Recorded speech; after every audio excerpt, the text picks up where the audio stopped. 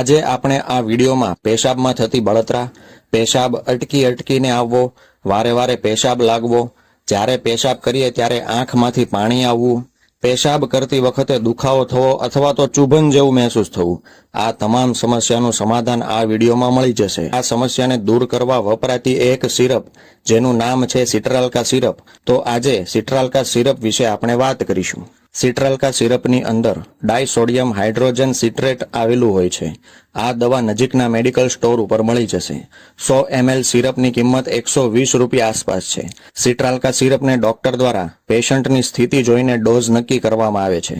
Normally આ દવાનો dose adult માટે જોઈએ તો 10 થી 15 ml સિટ્રાલ્કા સિરપને અડધા ગ્લાસ પાણીની અંદર નાખીને દિવસમાં 3 વાર પીવાનું કહેવામાં આવે છે।